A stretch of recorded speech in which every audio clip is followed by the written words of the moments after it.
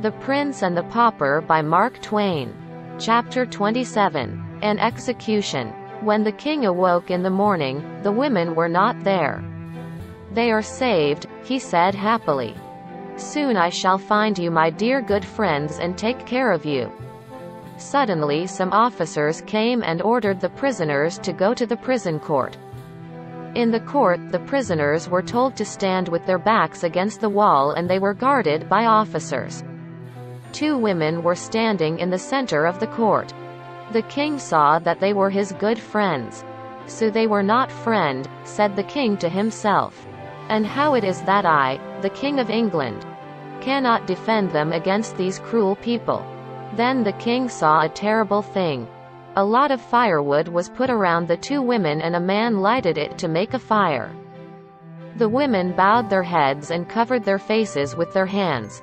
The fire began to burn their clothes. Suddenly 2 young girls cried out and ran forward. They threw themselves upon the women, but the officers tore them away. The girls cried that they wanted to die with their mothers. One of them ran up to her mother again and threw herself on her mother's neck. She was torn away once more. 2 or 3 men held her.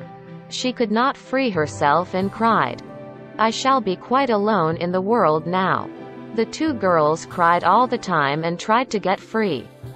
Suddenly other more terrible cries were heard. These were the cries of the dying mothers. The king looked from the girls to the women, then turned away and did not look any more. He was very pale. He said, "I shall never forget what I have seen.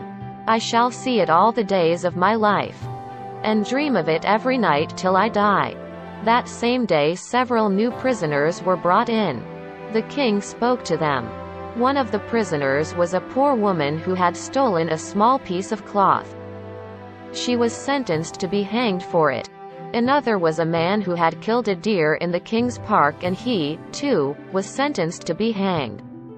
A lad found a hawk one evening that had flown away from its owner. He took it home with him. The court sentenced him to death for stealing. There was also an old man who had written a pamphlet against the Lord Chancellor. For that his ears were cut off, and he was sentenced to stay in prison all his life. The king's eyes burned with anger. He said, "Nobody believes in me. But it does not matter. In a month you will be free, all of you. And more, I shall change the laws that bring shame on England. The world is made wrong. Kings must see what their own laws do, and they must learn mercy."